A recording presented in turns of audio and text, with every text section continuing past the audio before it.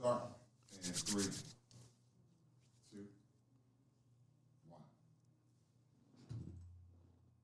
Yo, family, y'all know who it is. I almost wanted to come through like Kung Fu Kenny, just hit you with the mustard. That's what type of time I'm on. Ladies and gentlemen, welcome back to another episode of Berean Talk. I am your host, the one and the only Christian Nicholas Mosley. That's right. Y'all got my full government name for the first time. I might bleep that out. We'll see. Ladies and gentlemen, welcome back. We are, once again, this is season 1, episode 2 of the Berean Talk show. I'm in the building with Deep Freeze Productions with none other than the OG himself. Yeah. Mr. Vic Frost in the building with me. You know what I'm saying? You know what I'm saying? Listen, a wise man surrounds himself. You dig? Stand up. You know what I'm saying? That word living and active. You feel me? Word to Solomon. So, so ladies and gentlemen, listen. I have quite the show for you today because it has come to my attention that over the last couple of years, and I'm going to use some terminology some of you guys have heard before, some of you have never heard it before, so I'll make sure to give definitions to terms. But it has become apparent to me, specifically when we're looking at the ADOS community, American descendants of slavery. You might say black folks, you might say Negroes, you might say freedmen, you might say a whole lot of things. But at the end of the day, I'm talking about the resilient group of people that built the richest nation in the world. That's who I'm talking about. And a lot of you that are watching today, you are a part of that group. You know some folks that's a part of that group. And I'm here to talk about some specificity as it pertains to the truth that needs to be told about our economic situation. Because, ladies and gentlemen, I am here to talk to you about the myth of black prosperity and the economic genocide that we are currently facing in 2024. Yes, I said economic genocide, and I have receipts. So let's get right into it. So from my understanding with the research that I have been doing, repair, just even on a political level, takes a lot of different forms. One of those things is reparations. Reparations is not new. Reparations is not something that has only happened or wants to happen for black people with slavery. Reparations is a very consistent and a very frequent mode of repairing that the United States of America and many other nations around the world have used in order to make up for and to amend the injustices that they have caused on other groups of people, other nations, and anything else that's in between for that. But let me, because y'all know I like to be thorough. So let me give a definition for what reparations is before we jump right into what we're getting into today. It is a noun, and according to the Webster's Dictionary, it says the making of amends for wrong one has done by paying money to or otherwise helping those who have been wronged. Another definition for it is the compensation for war damage paid by a defeated state. So I want to, and we'll put this in post edit because none of this is anything that's new to y'all. It's something I want you guys to see. We're going to play it real quick, and then when I come back, we're going to have the conversation. Now for our Equity and Opportunity series, and Frank Holland joins us this morning with a closer look at the growth in black spending power. Frank. Hey, good morning to you, Andrew. Black spending power reached a record $1.6 trillion in 2021. The ability to buy, save, and invest more than doubling since 2000. That growth exceeding the full U.S. economy, but actually lagging other ethnic groups. Latinos with a 288% increase, Asians with a 388% increase in spending power. However, other groups, they've also seen an increase in their net worth. Black Americans instead have seen their wealth actually fall by 14%. And with the S&P gaining 27% last year, the value of U.S. homes increasing by 31% last year. Many black leaders are asking the black community to really rethink how it spends.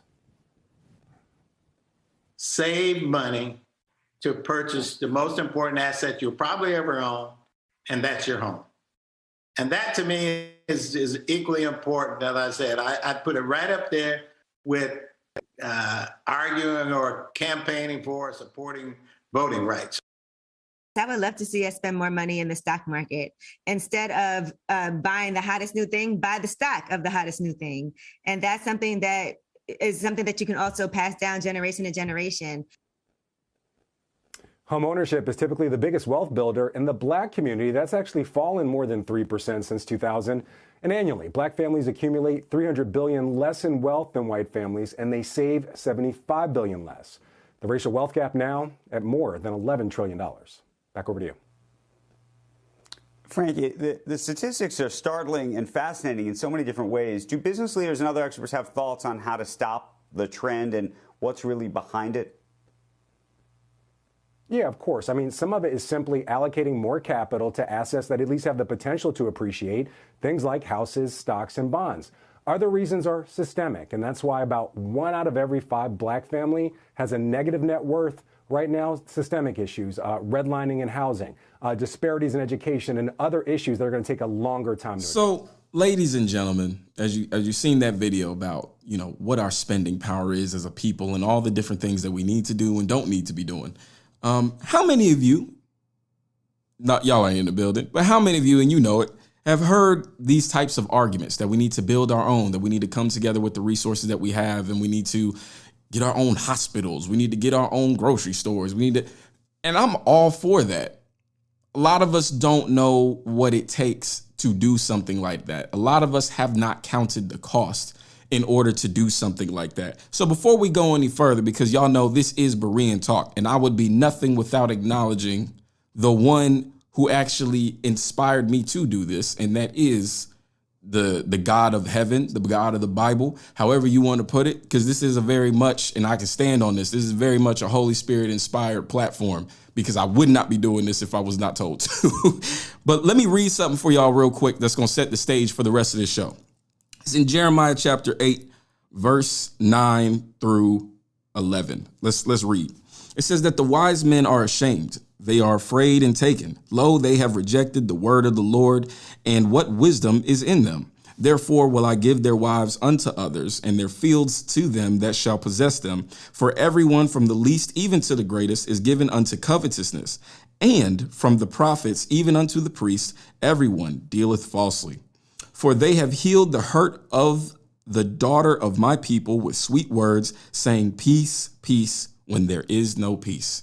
Ladies and gentlemen, you are living that right now if you are an American descendant of slavery in these United States of America.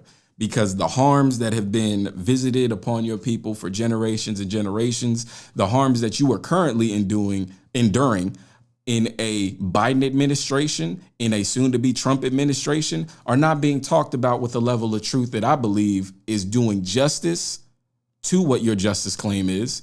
And it is not even giving remotely the scope of what needs to be addressed. One of these arguments that we're talking about is this level of wealth that we need in order to build up our communities. And a lot of folks, and shout out to Madam President of the ADOS Advocacy Foundation, Miss Yvette Carnell, and Mr. Antonio Moore, who is also one of the co-founders of the ADOS movement. One of the things that they talk about is do-for-selfism or bootstrapism, or bootstrapism is for short, what we usually call it. And I've heard many ADOS leaders and scholars make these statements, and some of whom I respect. Let's not get that wrong. But it always kind of confused me, because I'm sure you've heard the classic, if black people would stop buying fancy cars and Jordans, and if we stop buying chains and jewelry, Mr. Frost, I'm sure you've heard these accusations or even these sentiments before. Oh, yeah. Of course we have. The problem is nobody that is saying that is actually doing the math with a primary resource. And when I say that is, it sounds very excitable and exciting when Minister Farrakhan might get on the Breakfast Club, or Dr. Umar, a lot of these other folks that are very intelligent and they say these things, but nobody's looking at what the data says. We here at Berean Talk, we care about going back to see what is true. So let's get into what this actually means. It is not only intellectually lazy, but it's based on a false narrative, and it is dangerous that we are the problem when it comes to our economic status here in the United States. Also, the people that are normally speaking on these issues are, especially the people from the previous clip that you saw, are either wildly irresponsible in their representation of us, or there's simply an apathy for what is behind you once you get into a certain space. And we're going to talk about what it means to be an aberration or even a socioeconomic unicorn like myself. For those of y'all that know my story, I was a homeschool student. My parents were entrepreneurs. That is already, just them two things alone are already rare among our people, let alone the United States as a whole. But I want to get to something real quick. Let's go to the first image, Mr. Frost, and let's show the people. I want to break something down. This is from the Forbes.com. It says here at 47.8 million strong, African Americans are the second largest consumer group, presenting businesses with a $300 billion opportunity stake in this community, despite being only 13.4% of the U.S. population.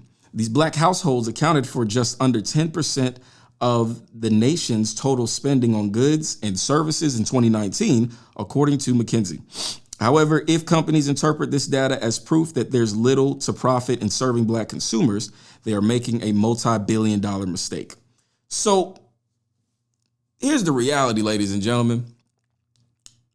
If we were to just evenly distribute what we just talked about, that same amount of money, amongst 40, 44, 45 million individuals in the United States that are considered black or African American, you'd come out to about $6,200, give or take, per person as far as annual spending on goods, which is technically nothing for those of you all that are spouses, for those of y'all that have kids, for those of y'all that have grandkids. You know, $6,000 is nothing.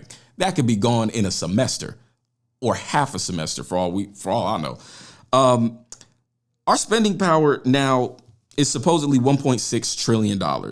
But we have to remember something very, very, very important, especially when you're talking about a 2024 economy. And what is that word? It starts with an I. Inflation. Those of us, whether you were at the bottom or you were at the top, most of us felt what inflation was looking like around, especially 2022, when it started getting very aggressive, and 23 and 24. Mr. Frost, you've been dealing with these gas prices. How they treating you? Terrible. These gas prices and these egg prices and these house prices don't care if you got a great work ethic. They don't care if you came from a 2-parent household. They don't care if you serve at your church. What they care about is, do you have the money to participate in the system? And a lot of us do not even have that. So here's one of the things, another thing I wanted to make a point about. Because with a lot of these claims, how do I even know this? Because I am talking a little greasy right now. I know that. I'm definitely aware of that. But here's what I can say. I currently, right now, I have a job in sales when we're talking about how does inflation affect just the general market in general. I currently have this job in sales, and in my company, we recently had a major price increase on goods. And it was due to inflation. A lot of our competition had to do the exact same thing. And for a while, I'll say this, for a while during the first quarter of that business and that price increase, a lot of us were very excited because sales were looking good, dollar amounts. We were super excited. We were beating the budget and everything else. The problem was this: the amount of units of product that we were moving out of our stores or out of our warehouses actually went backwards. What's that mean? That means that the only success that we were actually achieving was due to the fact that the goods were more expensive and not the fact that you were growing the business. So you have a false sense of success due to not being able to look at those things properly. And my manager was the one that was able to point those things out to me, because a lot of us were very excited and not realizing we got to work a whole lot harder to actually do more legitimate business than just riding the wave of a price increase. Because guess what? Customers care about prices, which means that they're going to go to where it's cheaper. And if you're not the cheapest option in the market, this is just capitalism 101. I'm going to just go to somebody who's going to give me a legitimate service that is equal to or greater and a better price point. That's just how business works. So, however, the US dollar, right? Let's talk about us, you and I, everyday Americans. The US dollar in 10 years, and granted, this data is even a little bit old because I'm basing this off of the fourth quarter of 22. In 10 years, the US dollar inflated by 23.57%. Most of us have never even seen that in a lifetime. This happened with folks that were born under an Obama presidency, a Bush presidency, a Clinton, or the first Bush presidency. And a lot of us have never even seen or experienced anything like this in our lifetimes. Let's go to the second image, sir. Something I wanted to highlight. So the value of the dollar from just the value of $1 from 2012 to 2022. I was alive for this. Most of y'all were alive for this. $1 in 2012 is equivalent in purchasing power to about $1.24 today. And that's based on 22 because it's gotten worse in the past 2 years. Today, an increase of 24 cents over 10 years, the dollar had an average inflation rate of 2.14% per year between 2012 and today, producing a cumulative price increase of 23.57%. Now, why that matters is what I'm going to show you in this next picture. Let's look at this chart real quick too with the USD inflation since 2012. So we see 2012, 2013, 2014, 2015 wasn't too bad. And let's also remember that these are presidential administrations. So instead of just thinking about 2012 to 2016, I need you to think about Obama. Instead of 2017 to 2021, just thinking about that as a year, I need you to think about Trump. From 21 to basically 22, I need you to think about Biden, or 24, really. I need you to think about Biden. And I want you to notice too, in 21 and 22 is the most aggressive rates of inflation that is happening, which means that many of us were literally living lives where your income today would have been just fine 5 to 10 years ago. Now it does not measure up. Slowing down the rate of inflation doesn't even fix this either, because it doesn't mean that it's going backwards. It just means it's slowing down the rate. Doesn't mean a price is going backwards. Doesn't even mean your income is going to match what this new dollar costs, or what the new value of this dollar is. So this means that about 26% of our supposed spending power is technically illegitimate for two different reasons. The first one is basically just because of the nature of inflation and the reasons that we already discussed. The second one is this. This data is based on anyone that calls themselves Black or African American. For those of you that are not aware of what it means to disaggregate, that means it's a form of breaking down different groups into subsects in order to get more accurate data when we're talking about politics. So the problem is, this means that there are wealthy Nigerian, there are wealthy West Indian families, there are immigrant families that are Black that get lumped into our economics. A lot of us don't know that. I did not have parents that graduated with doctorates, went over to a new country and opened a doctor's office. I can think of about 4 or 5 African immigrants I know personally that have actually done that. I can think about Asian immigrants. I can think about Hispanic immigrants that have done those things. Our people, in a lot of ways, didn't even have the opportunity to do that. And what this ends up doing is, when we have folks that are in those same spheres as us, when you have somebody that just got here in 2016 say that they are same or all Black the same as you, what it means is your suffering gets covered in a way where people can say peace, peace, and there is no peace. Let's think about this. We just had the first Black president of the United States of America was not a descendant of slavery. Barack Hussein Obama, and there's nothing, I'm not saying anything bad about immigrants, get it how you living. But Barack Hussein Obama was a descendant of a white woman and a Kenyan immigrant. He then inherited, a lot of y'all don't know this, do your research. Barack Obama inherited $500,000 from his grandmother when she passed. So for those of you that believe that you will become the political giant, or for those of you that believe that you will be as influential as many of these folks that have gone before you and broke these barriers, start looking into the context of these people's lives and you'll realize you are not the same. We just had our first quote unquote Black vice president. She is Jamaican and Indian. We have never had a descendant of U.S. chattel slavery, a survivor of Jim Crow, a survivor of mass incarceration, a survivor of the ending of the Reconstruction era. We've never had a descendant of one of those resilient individuals make it to the White House. That means something. We've never had those individuals occupy a lot of spaces that we say we are thriving in because they have a little bit of melanin, but we're not talking about the history, and we are not talking about what it means to inherit failure in this country. So when we're talking about what that number was in terms of what we have as a people, and even what it means to just say that that money doesn't account for what you think it does in this current economy, here's what it means. And it has nothing to do with your work ethic. I'm so sorry.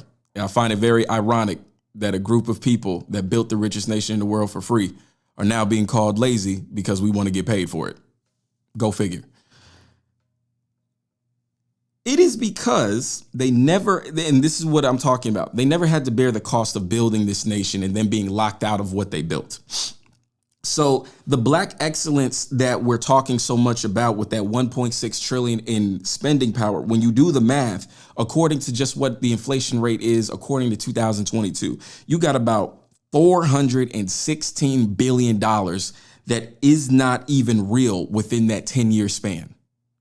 A lot of us don't know what that means. It means that it becomes invisible when you get into real estate. It means it becomes invisible when you go into manufacturing. And we cannot compete the way that we think we can because we are not aware of what white wealth does and what it produces.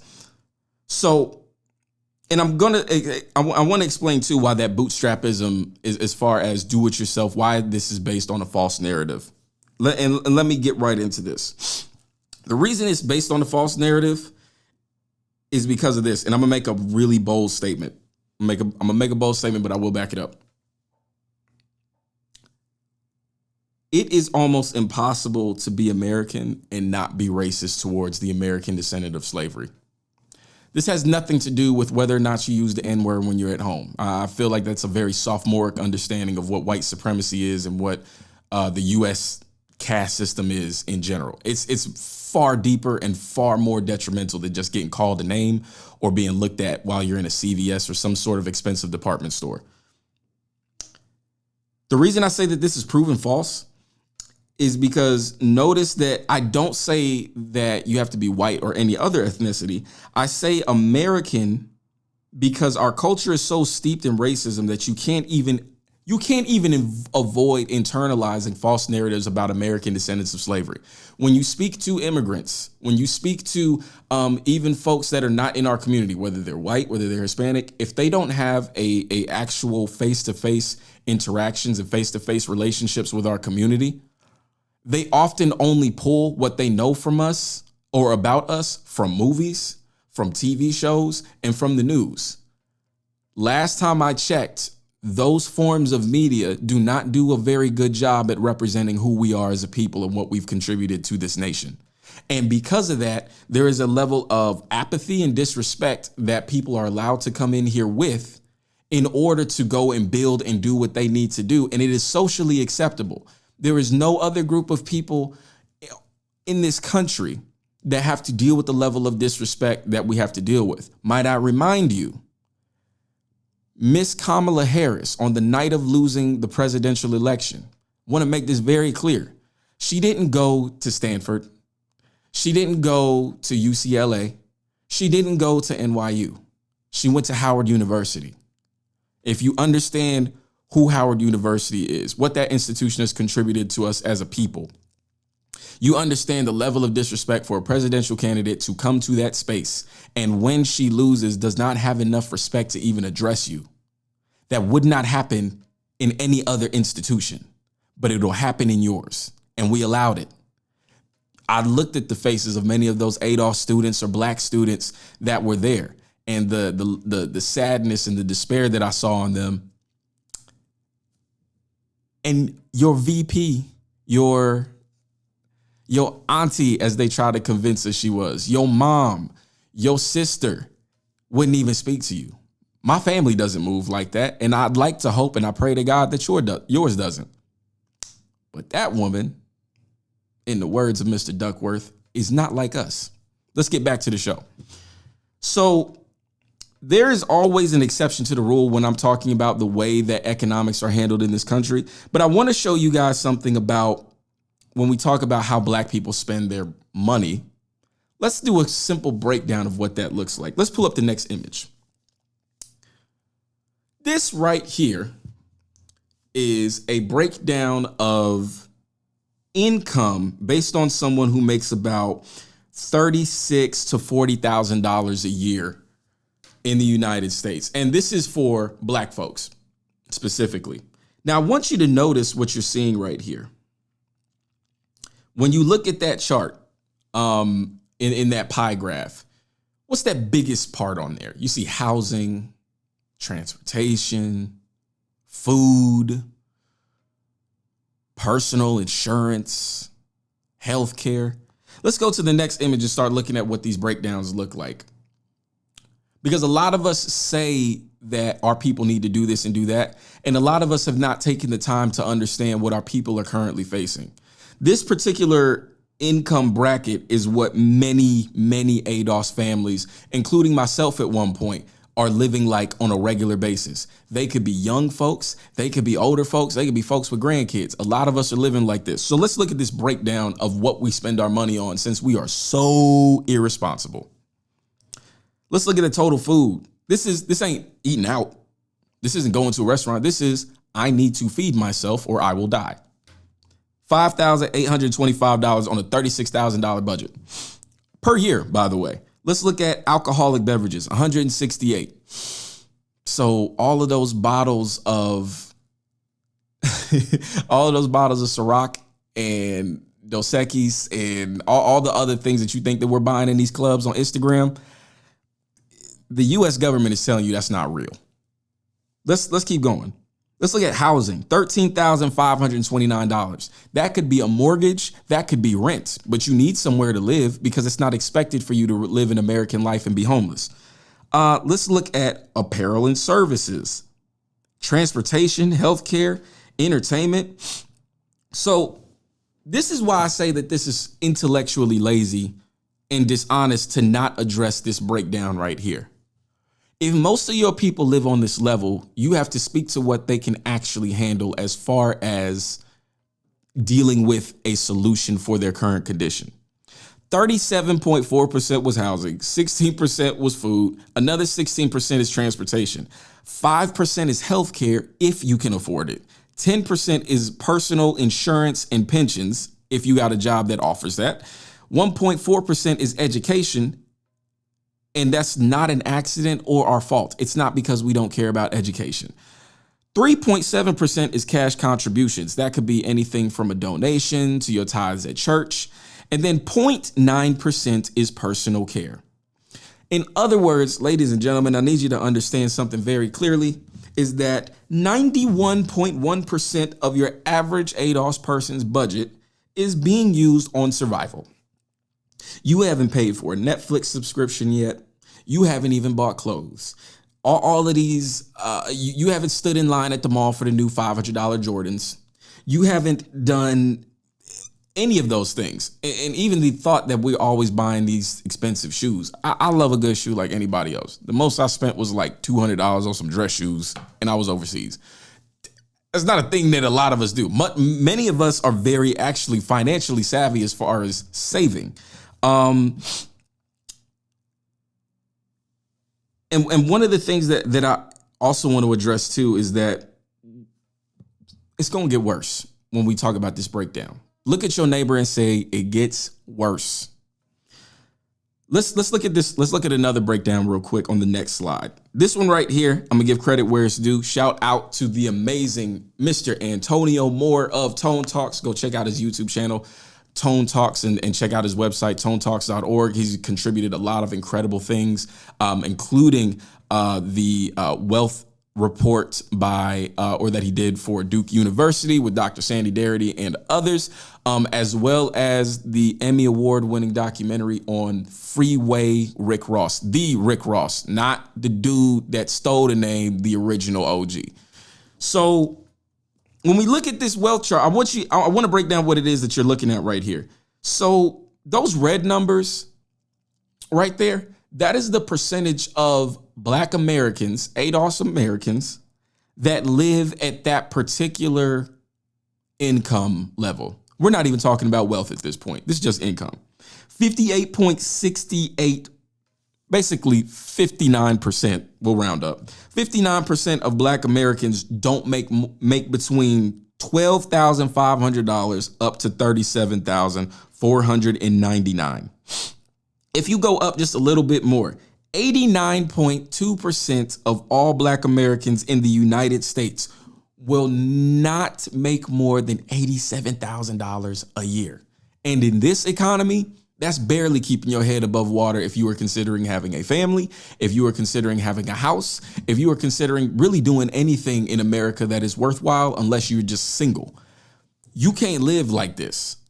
But a lot of us are living like this, and we don't know that most of us live like this. So when we talk about we need to pull money together for this thing and for that thing, one thing that you need to understand is your audience and who you are talking to. You don't go to a group of people that are barely getting by with survival and then come to them and say, I have an amazing investment opportunity for you, when they're worried about eating today, when they're worried about paying the rent today. And much of us are living like that. If we even go to let me stop right here, actually. This means that no matter how much of a hustler or a baller that you think you are, what I've been talking about at minimum applies to about 60 to 70% of us, easily, including myself. We can't be out here thinking that we bosses and we gonna manifest stuff and speak things into a mirror when you are not dealing with the reality of your condition. And here's another thing that I want you to take away from this. As I said before, this is income. This is not wealth. Income is what you make. Wealth is what you keep. Let's go to the next slide. This is the Washington Post, pretty reputable source. This is just to 2016. We didn't even get to the 2020s, and it's gotten much worse. Just to 2016, as you can see, it says in 1968, this is just 1968, a typical middle-class Black household had $66,674 in wealth, compared with $70,000 for the typical middle-class white household. According to data from the Historical Survey of Consumer Finances, that has been adjusted for inflation. And in 2016, the typical middle-class Black household had $13,000 in wealth versus $149,703 for the median white household, an even larger gap in percentage terms. Now, I want you all to know too, that is not to mention that when many of your assets are being calculated, depending on who's doing that for you, they're also going to account for your car. The reason why your car is a problem is because most ADOS families, our wealth is tied in our car because we don't own houses and land like that. A car is a depreciating asset, which means it's not going to retain the value that it did when you first got it. Most of you all have known, or if you've taken a quick Dave Ramsey course or anything like that, you know, if you buy a brand new car, soon as them tires get off the lot, it is already depreciated in value. And if you're telling me that the best thing that you have to offer is your family car and you have nothing else, you cannot compete with what is out here competing against you. I've had bankers tell me while I was trying to purchase my first home, they were surprised I couldn't just make a phone call and have a family member give me $5,000, $10,000, $15,000, $20,000. That's normal. It's not normal for us because we don't have the wealth and we don't realize that. We don't realize that we really can't afford an American life, and that not only is that an injustice, and not only was that done to you on purpose, but more importantly, there is something specific that needs to be done in order to rectify that. So, and even just in case, if you still just a tad bit hard-headed, let's look at the next slide right quick. I want you to look at this breakdown, and I apologize for the highlighter marks. I was a little excited trying to get some stuff put together and couldn't fix it. But y'all be able to see this. When we're looking at the white race, Hispanics, Blacks, African Americans, start looking at the ways that we spend our money. If you look at just something as simple as food away from home, remember all that eating out that everybody says that we do? Well, your average white family is going to spend about maybe $2,800 per year. Us, on the other hand, it might be closer to $1,700 with the number of consumer units in thousands. Remember, we're basing this off of being a consumer class. We don't even consume as much as your average white person. The idea that we are driving the economy in such an incredible way that our participation in it as investors or anything, if we were to stop doing that, everything would crumble. That's not how this works. You are a slave class and we are a consumer class, and is meant to be that way for a very long time. Doesn't mean that we can't be producers. This is just the nature of it. We even also just the income on average before taxes. Look at the Hispanics. It's only $1,000, but just on average, a lot of them are starting to move up in certain spaces that we haven't been in before. So because now that I've discussed this spending power in terms of the income and wealth on an individual level, here's the final nail in the proverbial coffin that I'm about to give. And this is going to show why the myth of Black prosperity is indeed a myth. And I don't say this as an insult to anybody's intelligence. And I'm not saying that we don't have some very successful, very lucrative Black business owners out here in these streets. More power to you. It's not as much as you think, though. So what I'm going to show you next is, and I'll be frank with you, this, what I saw when I first saw it, was highly disturbing to me because nobody ever showed this to me in my life. When I say that there's going to be, there's too many figures here and they're about what ADOS can do and what we can't do and what we can change, I want us to look at this next chart really quick, and we're about to start wrapping it up. This right here, ladies and gentlemen, is from the Federal Reserve. If you think that the federal government is not keeping track of everything that goes in and out of your bank account, in and out of a trust, in and out of whatever it is you got going on, you are sadly mistaken. So I've talked to some folks that feel like, they have ways of getting around the system, and you don't. They know what you have and they know what you don't. So let's look at these breakdowns right here. We see white, we see Black, we see Hispanic, and we see other.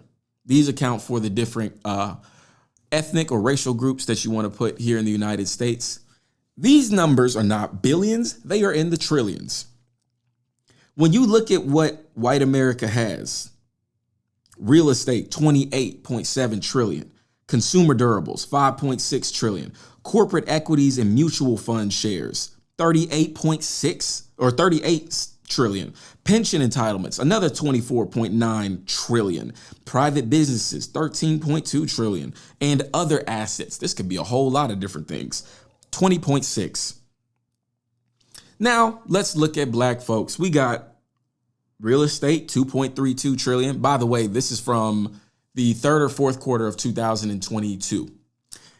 These numbers have gotten a lot worse, especially during this Biden presidency. 0.52 trillion in consumer durables. Pension entitlements, 3.1 trillion in pension entitlements. We're going to talk about why that is so disheartening. 1.06 trillion in other assets. So when you look at the bottom in these red numbers, these are the totals for these different groups. White America has $131.3 trillion in wealth as a people group that they can utilize, that they can weaponize, that they can use to create and build and all those other things. You, on the other hand, have a $7.79 trillion in wealth amongst 45 million people. And in the same way, we can look at the Hispanics, 4.75 trillion, and they just got here. In case you're wondering, I'm talking about the Immigration Act of 1968. If you don't know what the Immigration Act of 1965, if you don't understand what that Immigration Act is and what it did, it means that many of these immigrant groups prior to 1965 were to the right of the decimal point. So if you're saying that in 40, 50, 60 years, you can get pretty close to caught up with us, something is wrong systemically. It is not because you are a degenerate. It is not because you are not worthy of opportunities and being loved. You need to understand you have a very real enemy that is working very real systems against you. And it would do you well to make sure that you are informed on how these systems work. Now, you see all of these trillions, and somebody might say, well, we can just use what we got and we can build and we can build and we can build. Can we go to the next slide, sir? Now, this is the problem a lot of us are facing.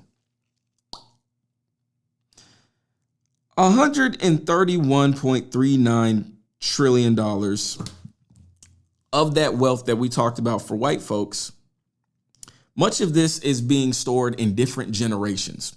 We don't even understand this. You see that this is a really big number I want you guys to pay attention to. You see that 76.47 and you see that 20.06. We are in what many economists are calling the greatest wealth transfer in the history of the United States. Many baby boomers actually are in control of this wealth. So for those of you that are wondering why maybe young people or why millennials, Gen Z, even some folks in Gen X, why they don't have what they need or why they're not moving the way that their parents have is because they don't have access to the same wealth. They don't have access to the same timing of being able to build wealth the way that many of us did, or not many of us, but many of your parents, grandparents, great-grandparents did. I want you to also look at the pension entitlements. You see that 15.6 trillion? See, for black people, about 70 to 75% of all of our wealth is tied up in baby boomers. And much of that is pensions, which means that when they're gone, the pensions are gone. There's no mass swaths of real estate for us to inherit. There is no all this stock talk and all of the finances and we're going to do cryptocurrency, all this other stuff. We can talk about that all you want. The government is telling you this is what you have and this is where it's distributed. And many folks in my generation are about to get a wake-up call. Very rude awakenings, especially ADOS youth. Because as much as you think you can't Forex your way out of this. You cannot LLC your way out of this. You cannot build a corporation. You will never be able to work your way out of this. According to, I believe it was the Washington Post, and I might even put the article in the description. It would take between 220 to 230 years of being undisturbed economically and politically in order for us to catch up to white America in wealth. And it would take 230 years of being left alone and 230 years of them being stagnant in order for the wealth gap to be even remotely eliminated to a degree where we could actually compete. I would not advise my child to start a lemonade stand and give them the delusion that they are going to compete against Minute Maid. Because many of us are telling our children that. You're not going to be Jeff Bezos because you don't have hundreds of thousands of dollars being invested in you from a very young age. You are not going to be Mark Zuckerberg because your parents didn't have hundreds of thousands of dollars to give you to build these things. Many of us don't even talk about the fact that many of these so-called geniuses that we talk about, and I'm not saying that they're not, but you have to have capital to drive dreams. It's the gas in the car that drives innovation. We don't have access to that. And so we talk about having a mindset, but we don't talk about having the capital. Because many of us, if you do your history on having the mindset, many ADOS individuals had the mindset. We built so many inventions. We made the cotton gin, the stoplight. We made all everyday things that you need in America. And how much of that intellectual property do we possess? How much of that intellectual property has been saved by those families and then utilized to build another generation of success and another generation of wholeness and healing? We're not seeing that, and that's for a reason. So here's how I'm going to close. ADOS cannot compete in this current United States system as far as the economics are concerned with what we have. It's just not happening. And the climate in the U.S., and I'm very sick. I'm so sick of seeing dudes in tight suits and Cartier glasses telling y'all that you just need to put your money together, start an LLC, stack it, flip it, wash it, and rinse it. And they're not telling you anything about marketing. They are not explaining to you about social capital. They are not explaining to you how vicious and unforgiving real capitalism and real business is in the United States. And because we don't understand that, we come out here very half-cocked when we're out here with the competition. And we come off as naive as a lot of folks think that we are. I could give a breakdown of why, black business is dying, and that's a whole nother episode that we can get into. Even what you see in the city of Fayetteville, unfortunately. I've seen a lot of grand openings for restaurants, but the closings were very quiet.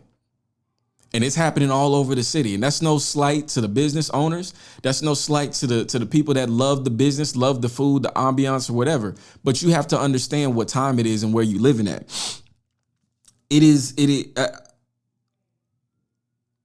There's only one logical, economical, moral, and even a biblical way that these issues need to be addressed. And the only way that those are going to get addressed is through reparations. Reparations would be a depending on who you're talking to, I say about $20 trillion payout in order to build industry, in order to rebuild families, in order to rebuild neighborhoods, in order to bring back wealth that was legitimately stolen. The amount of healing that would happen with that type of wealth transfer would definitely save Black America. And what I'm trying to do, as you can see in the background, I am blowing the proverbial shofar for our people that you are not safe. You are not in a position where you can relax. You are not in a position where you can be unaware of what type of economy you are bringing your children into. Some like I talked about in the first episode, for those of y'all that don't know, I am a father now. I have a beautiful 2-year-old son. And one of the things that I have to think about on a regular basis now is, what am I leaving him when I'm not here? What is his name going to be attached to when I'm not here? What opportunities and doors that I open up for him when I'm not going to be here? Am I going to work as hard as I can only for him to be eviscerated by a white power structure? That's no slight to white people as individuals. It's just, it is what it is. Or am I going to do the political work to make sure that he gets the redress he deserves and the protections that he deserves, not only for himself, but for generations to come?